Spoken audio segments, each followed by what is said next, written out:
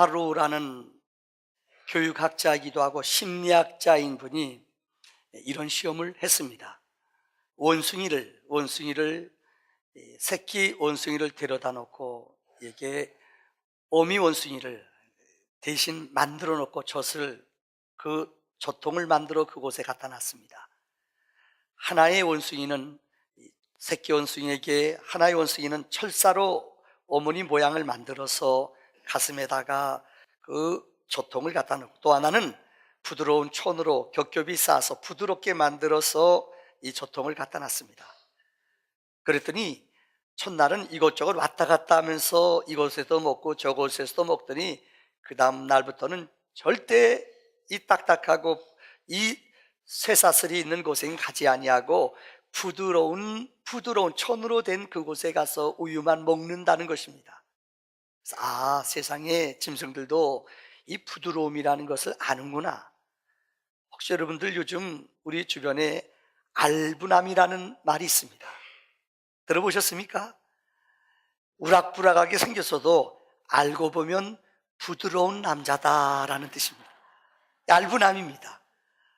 여러분, 알부남, 요즘은 옛날에는 여성들 화장품이 아주 대세였는데 요즘은 아십니까? 남성 화장품이 대세로 기울어진대요. 작년에 세계에서 제일 남성 화장품을 많이 쓴 나라가 어딜까요? 대한민국. 우리나라가 1등이래요. 남성 화장품 제일 많이 씁니다. 얼만큼 썼느냐? 작년에 세계 남성 화장품의 22%를 썼대요. 가격으로 6,300억. 안 놀라네요. 제가 그래서 저는 안 바르는 것도 몰라요. 근데 우리 아내가 주일날을 바르래요. 이렇게 바르거든. 이런 거 아니래요. 이거래요. 이거 힘들어요. 여러분 아마 바르고 온 분들 있지요? 요새는 부드러운 것을 좋아합니다. 사실 그렇습니다. 인류 역사 속에 여러분 위대한 힘 발휘한 사람, 자연사 박물관에 가보면은, 뉴욕 같은데 자연사 박물관에 가보면은 우리 예배당에 한 1,500배 되는 큰 것 같아요. 공룡 화석을 모아놓고 화석을 갖다 놓고 거기다가 살을 붙여놨어요. 어마어마해요. 그런데 그런 강한 것들은 시조새 알죠? 그런 어마어마한 강하고 큰 것들은 이 지구상에 하나도 안 남아있어요. 우리가 볼 때는 약해 보이는 것, 연약한 것들, 이것은 가장 오래 강하게 남는다는 거예요. 노자의 동양인 사상에 영향을 끼친 노자의 도덕경에 보면은 이 도덕경을 쓴 노자는 그 스승 성창이라는 분이 있습니다. 이분에게 영향을 많이 받았습니다. 한 번은 성창이라는 노자의 스승님이 임종할 때가 됐어요. 그래서 여러분, 이 노자가 스승님에게 찾아가서 스승님, 세상을 떠나기 전에 마지막 교훈을 저희에게 주세요. 그랬더니 이 성창이라는 스승이 내 얼굴을 보게 그러면서 내 입에 뭐가 있나 보여줬더니 이빨이 있는데요. 있나 없나? 없는데요. 또 입을 엽니다. 내 입에 뭐가 있나? 혀가 있는데요. 이게 내가 너에게 주는 마지막 교훈이네. 그리고 임종했대요. 노자는 이때 깨달은 것, 강한 것은 부러지고 강한 것은 오래가지 못해요. 부드러운 것이 영원하다는 것을 깨닫고 그는 그가 쓴 많은 것들이 이 온유와 부드러움에 대한 이야기를 많이 썼다는 것입니다.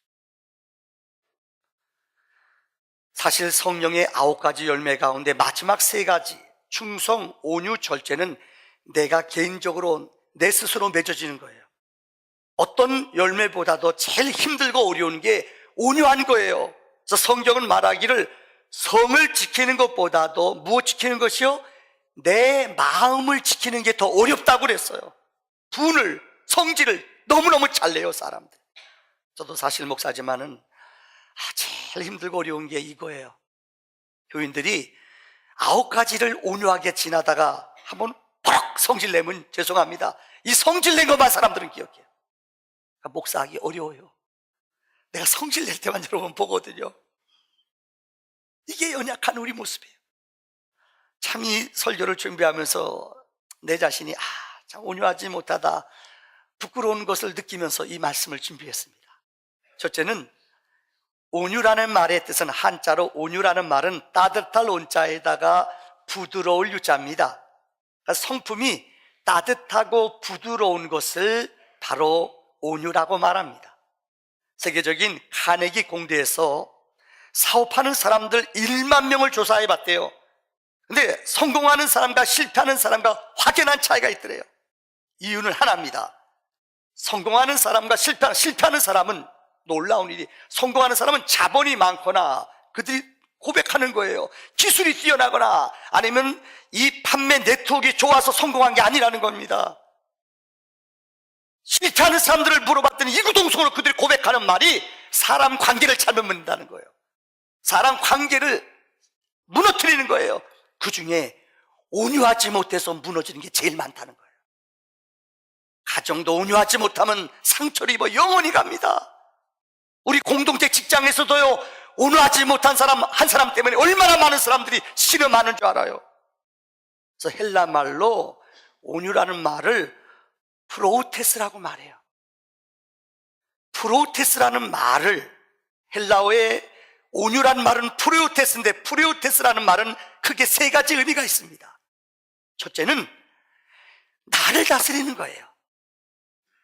어떤 것보다도 나를, 내 마음에 일어나고 있는 분, 내 마음에 일어나고 있는 내 생각, 이것을 다스릴 줄 아는 거예요. 셀프 컨트롤 할 줄 아는 거예요.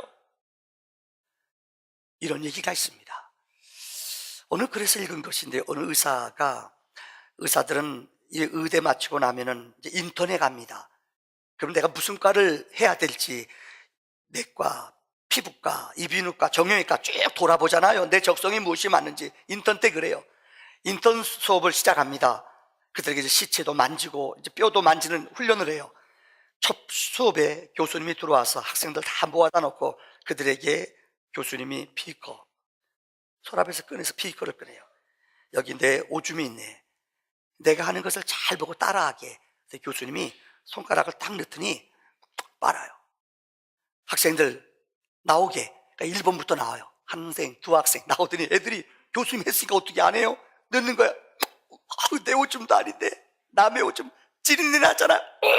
구역질하고 막 견디질 못해요. 두 번째 아이도 저쪽에서 막 어떤 애 울어요. 난리가 났어요. 교수님이 딱 끝난 다음에 학생들한테 가르치는 교훈 칠판에 딱 이렇게 써요. 뭐라고 썼는가 하면은, 담대함과 섬세함을 지녀라. 여러분들 모두는 전부 다 담대했습니다. 근데 내가 여러분에게 얘기하지 않았습니까? 섬세함을 가지라고 그랬는데 섬세함을 아무도 못 가졌습니다. 나는 두 번째 손가락으로 찍고 세 번째 빨았어요. 근데 그 사람들은 이렇게 넣고 이렇게 빨았어요.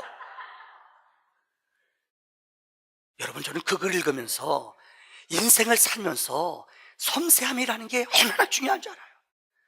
큰 것 때문에 상처받는 게 아니에요, 사람들이요. 여러분들, 여러분 부부간에 있죠? 큰 것 때문에 상처받아요. 뭐 조국 통일 때문에, 여러분들 환율 때문에. 아니에요. 왜 바지 왼쪽부터 입었어? 왜 쓰레기통에 저거 안 버렸어? 이것까지 싸워요. 우리는 그래요. 사실 온유라는 것은 큰 것이 아니에요. 적은 것, 나를 다스리라는 것, 이것이 온유라는 말이에요. 두 번째, 프라우테스라는 말은, 그 말의 뜻은, 이 프라우테스라는 말은 자기 힘을 통제하는 것입니다. 내게 힘이 있어요. 그런데 이것을 통제하는 거예요. 이 프라우테스라는 말의 그 원어의 뜻은, 서커스에서 사자들이 있습니다. 얼마나 힘이 세요. 이 사자들을 숙련하는 사람들이, 숙련사들이 훈련시키면은 정말로 양과 같이 아주 순해져요. 채찍아주 때리지 않아도 손만 까딱까딱 해도 움직여요. 뭐 하나 먹이 주면 탁 먹어요. 혹시 여러분들 이 샌디에고라는 LA 좀 떨어진 데 가면은 거기에 시월드라고 있어요. 돌고래, 식인 돌고래예요. 근데 어마어마한 돌고래가, 아십니까? 그 조련 젊은 청년 하나가 손가락을 딱딱 하면은 그 식인 고래가요, 돌고래가 슝 날아가죠. 탁! 와, 쫙 날아가지고 또 주인 앞에서 딱 엎드려요. 그래서 이거 뭐 고기 하나 딱 찍어 쓰다듬어주면 제가 연습 많이 했어요. 야, 그 엄청난 것이 길들여지는 거예요. 이게 프라우테스라는 거예요. 내게 힘이 있어요. 내게 능력이 있어요. 그러면서 주님께 붙잡힌 바 돼요. 내 힘을 쓰지 않는 거예요. 그분께 순종하는 거예요. 이게 프라우테스라는 거예요. 세 번째로, 이 프라우테스라는 말은 내 고집을 버리는 거예요. 내 고집을 내려놓는 거예요. 행복한 누림이라는 책이 있습니다. 이전에 온누리교회 목사님이셨어요. 지금은 어디입니까? 시드니에서 호주에서 제일 큰 한인교회를 하는 목사님이에요. 이분이 쓴 책 가운데 행복한 누림이라는 책에 제일 중요한 제목이 뭐냐면, 중간에 나오는 소책자 제목이 뭐냐? 고집을 버려라. 고집을 버리지 않으면은 온유함이 깨진대요. 그래서 고집을 버리는 비결이 무엇이냐? 온유함을 깨트리는데 이것을 막는 네 가지가 있는데, 첫째는 나이래요. 나이. 여기 나이 많다고 막 나이 가지고 막 욱박지는 사람들이 있죠. 죄송합니다. 나이가 장사가 아니야. 나이가 들면은요, 죄송해요, 이 생각이, 사고가 경직돼요.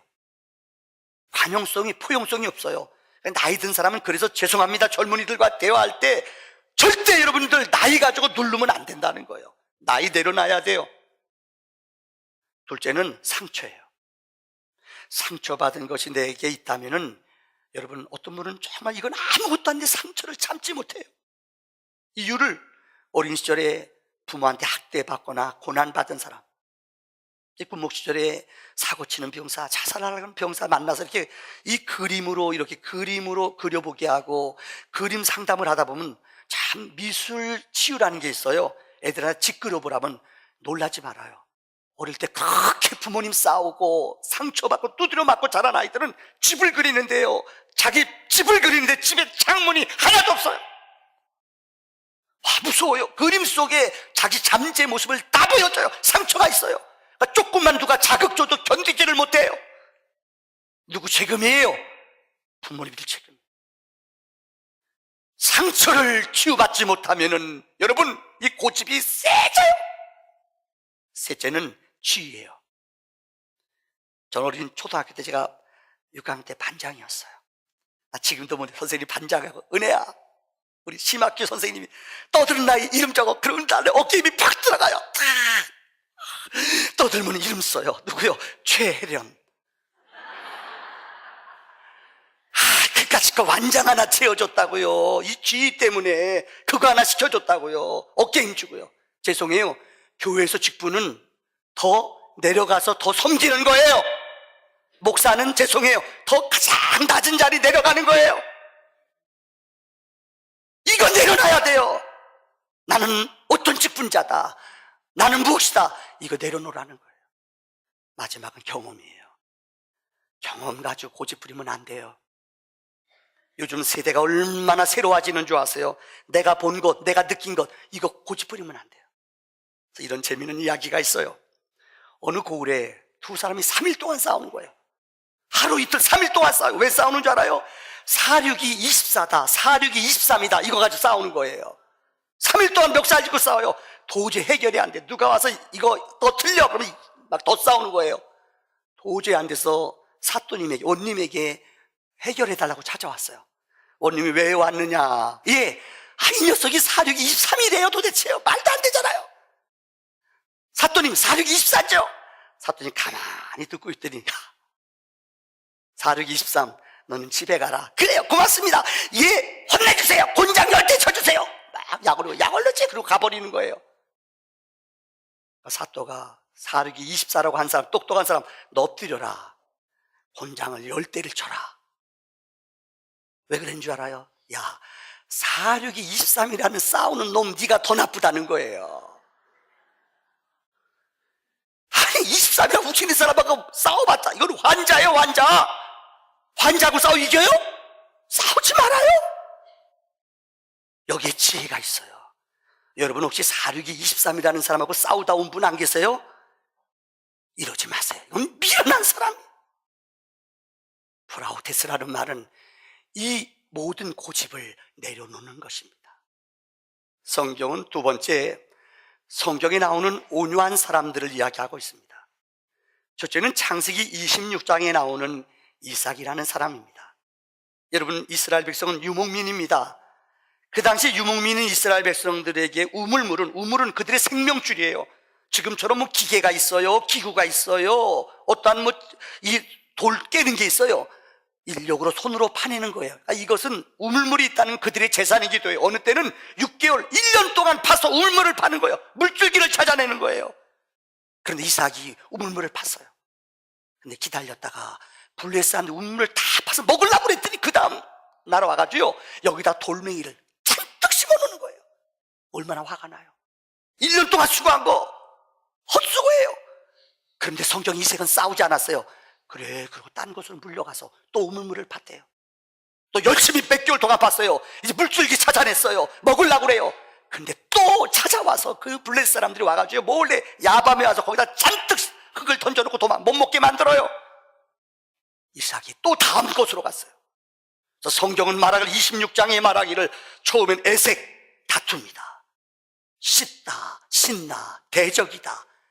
또 싸우지 않고 또 피해서 또 우물물을 파요. 그러니까 이들이 그 다음부터는 공격하지 않아요. 그래서 이곳의 이름을 르호봇, 장소가 넓다, 안 싸웠다는 거예요. 어린 시절 기억하세요? 자꾸만 건드리고 때리는 사람 댐비죠. 끝까지 되면 또 두드려 맞고 시간표 차놓고 2대 맞고 과외 공부를 3대 더 맞아요. 근데 때려도요, 왜 때려? 또 때려도 그러지 마. 그러면 재미없어. 안 때려요. 이삭은 이런 온유한 사람이에요. 성경에 보면은 가장 온유함이 승한 사람이 있어요. 민수기 12장 3절에 모세라는 사람이 있어요. 근데 모세가 처음부터 온유하지 않았어요.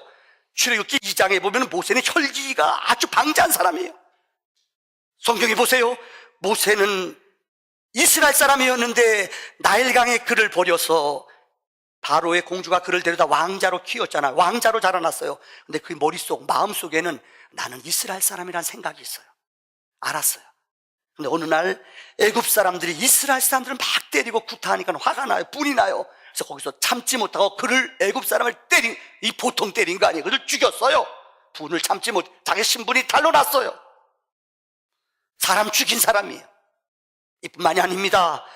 성경에 보면 40년 동안 모세는 그렇게 고생해요. 백성들을 이끌고 힘들고 어려운 여정을 감당해요. 이제 가나안 땅 요단강만 건너면 돼요. 가나안 땅이 보여요. 근데 하나님이 너 그 땅 못 들어간다고 그랬어요. 얼마나 억울해요. 왜 못 들어가는 줄 성경에 보면은 너무 백성들이 불평하고 원망하니까 하나님이 반석을 가리키라고 그랬어요. 근데 너무너무 화가 나고 분이 나니까는 모세가 어떻게 했죠? 반석을 2번이나 쳤어요. 하나님이 혈기 부린 모세에게 너 저거 들어가지 마. 이게 모세예요. 그런데 성경 민수기 12장에 보면은 모세의 온유함이 12장 3절에 보면 이 사람 모세는 온유함이 지면의 모든 사람보다 승하다고 그랬어요. 그렇게 혈기 부리고 혈기 때문에 하나님의 땅에 못 들어간 그 모세를 향하여 그의 온유함이 온 땅에 승하다고 그랬어요. 왜요? 그는 광야에서 40년 지나는 동안 철저하게 나는 아무것도 아니라는 걸 느껴요. 내 힘으로 할 수 있는 게 아무것도 없다는 것을 알아요. 한 번은 민수기 12장에 보면은 모세가 결정적인 실수를 해요. 뭐냐? 구스 여자, 요즘 말로 말 에티오피아의 그 흑인 계통이에요. 예쁜 여자를 아내로 취했어요. 나이 먹은 사람이 80 넘은 할아버지가. 그러니까 모세의 누이 미리암이 주책이라고 그를 책망하는 거예요. 어떻게 하나님의 종이 이런 일을 하느냐. 그 성경에 보면 너무나 이해가 안 되는 기절이에요. 모세의 잘못을 지적했던 미리암은 어릴 때 모세를 키워준 누님이에요. 근데 그가 문둥병이 걸렸어요. 여러분, 여러 가지 이유가 있겠습니다만은 하나님의 종은 하나님이 책임지거든요. 근데 문둥병 걸려요. 근데 13절에 보면 모세가 눈물을 흘리며 하나님께 간구해요. 하나님 살려주세요.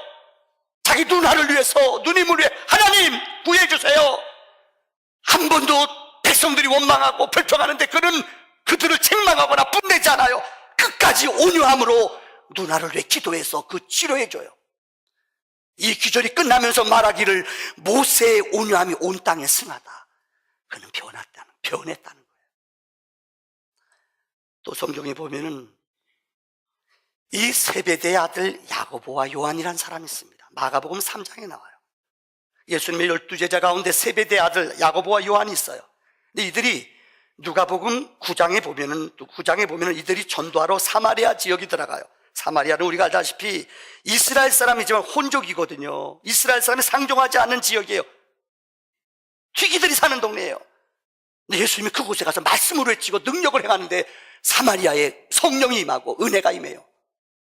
그런데 그들이 사마리아 사람 선입관념 때문에 은혜는 받지만 주님께 돌아오지 않아요. 회개하지 않아요. 그랬더니 세베대의 아들 야고보와 요한이 분을 내요. 주님, 하늘의 영을 불러서 저렇게 강박한 저들 심판하세요. 주님이 이 우리의 보아노게야 그들을 향하여 너는 우리의 아들이다. 얼마나 성질이 급하고 성질을 많이 내는지 그 별명이 우리의 아들이에요.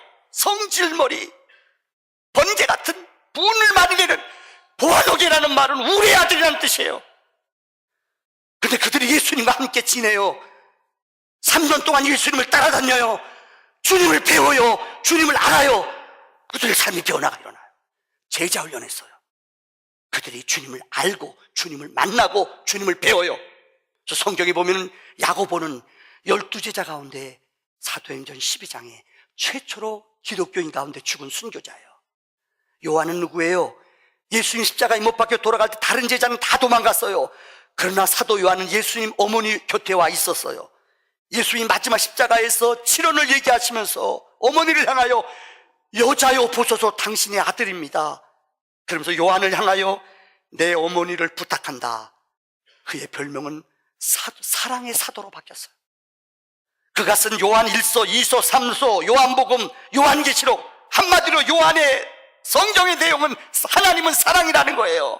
그는 사랑의 사도로 변했어요. 분내고 보아노게 우리 아들. 그래 주님을 붙잡은 이후로는 그의 인생의 삶이 변했다는 것입니다. 여러분, 마지막 이 온유의 능력을 설명드리려고 합니다. 온유가 얼마나 능력 있고 온유한 자에게 얼마나 큰 능력과 기적이 나타나는 줄 알아요. 최근 100년 동안, 지금 시대로부터 100년 동안 이 지구상에서 가장 영향을 많이 끼친 사람이 누구냐? 칼 막스라고 합니다. 칼 막스의 자본론, 이것은 정말 젊은이들이나 많은 사람들에게 엄청난 영향을 끼쳤습니다. 반면에 인류 역사상 가장 불행을 끼친 사람이 누구냐? 칼 막스라고 얘기합니다. 이유는 그는 이제까지 내려왔던 철학이나 영적인 문제, 혼적인 문제는 송두리째 무너뜨리는 학문을 만들어냈어. 그게 뭔지 아세요? 유물사관이에요. 모든 가치를 정신에 힘에 두는 거예요. 정반합, 더 세진 거 정반합. 그래서 더 큰 힘을 만들어낸대요. 권력을, 힘을 우상으로 여기며 더 큰 힘을 그들은 이야기해요. 그래서 적자생존, 약육강식 들어보셨죠? 모든 힘, 모든 능력, 이것들은 사람의 힘, 강한 자가 살아남고 약한 자는 무너진다. 힘의 원리를 얘기했어요. 영적인 세계는 전부 다 무너뜨렸어요. 그래서 종교는 아테니라고 말했어요.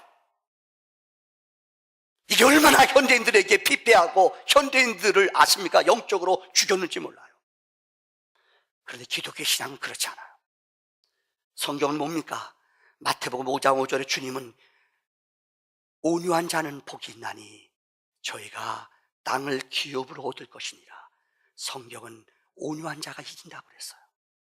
힘 있는 자가 갑이 승리하는 게 아니라 을을 보호해주고 을을 위해 눈물을 흘리며 을과 함께 머무르라. 이게 복음의 내용이에요. 예수님은 그러기 위해서 오셨어요. 히브리서 12장 2절에 여러분, 우리에게 구름과 같이 둘러싼 증인들이 있으니 그러면서 12절에 말하기를 그 앞에 있는 기쁨을 위하여 십자가를 참으사 부끄러움을 개의치 아니하시고 하나님 우편에 앉아 계셨느니라. 예수님이요, 하늘의 능력과 천군 천사를 부릴 수 있는 능력이 있는 분이에요. 근데 그분은 그 모든 능력을 발휘하지 않으셨어요. 그 힘을, 하늘에 있는 영을 부르지 않았어요. 이유는 기쁨을 위해서 참으셨어요. 그 기쁨이 뭐예요? 그분의 십자가에 죽어야만이 우리를 구원해요. 피 흘려 죽어야만이 우리 죄를 대속해요.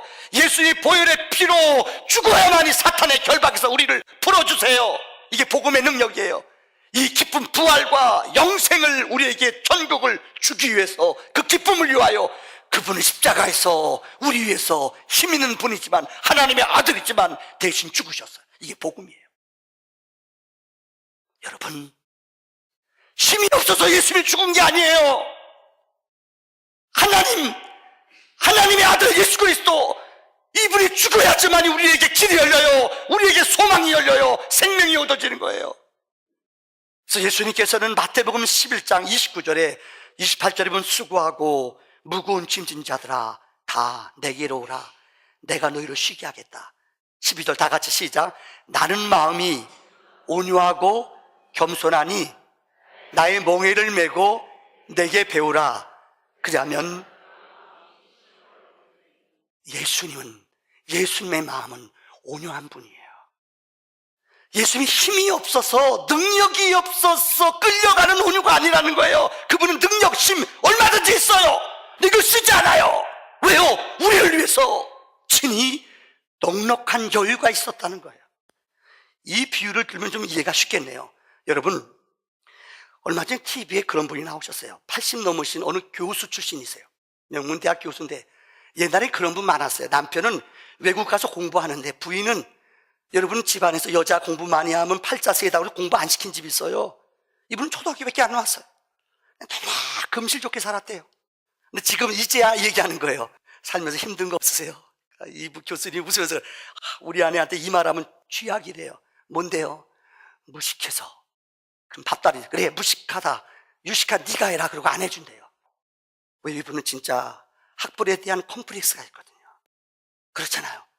요새는 난 놓고 기억자가 아니라 뭐죠? 지게 들고 A자를 모르냐 이런데요. 무슨 말인지 잘 이해가 안 되나 봐요. 수준이 너무 높나 봐요, 여러분들이요. 그러니까 진짜 못 배운 사람한테 진짜 그 얘기 찔르면은 참지 못해요. 진짜 공부도 많이 하고 스펙도 있는 사람 무식해 그러면 웃어요. 그죠? 여러분 신앙생활도 똑같아요. 쉬운 얘기로 짝퉁과 명품 차이 아시죠? 늘 짝퉁만 가지고 다니는 사람이 있어요. 그죠? 중국 가서 짝퉁 10,000원에 2개짜리 롤렉스 차고 와요. 지나가는데 짝퉁 약 올리면요 열받아요. 근데 진짜 우리 집에요. 아세요? 우리 집에 비싼 진주 목걸이 3천만 원짜리 내가 사줄 거예요. 우리 아내가 3천만 원 진주. 근데 보통 여자들은 이 진짜는 놔두고 가짜 짝퉁 차고 다니잖아요. 그렇죠? 근데 어디 파티에 가서 누가 이거 짝퉁이구나. 근데 진짜 짝퉁밖에 없는 사람은 짝퉁이라고 하면 상처받아요. 그런데요, 진짜 내 집에 3천만 원짜리 진짜 백이 있고 짝퉁 차 사람은 짝퉁이지. 그래도 떨릴까요? 안 떨릴까요? 별로 안 떨려요. 무슨 말인지 아세요? 왜 그렇게 이러면 참지 못하고 열받아요? 왜 그렇게 못 기다려요? 죄송합니다. 너무나 이런 짝퉁이 많아서 그런 거 아니에요.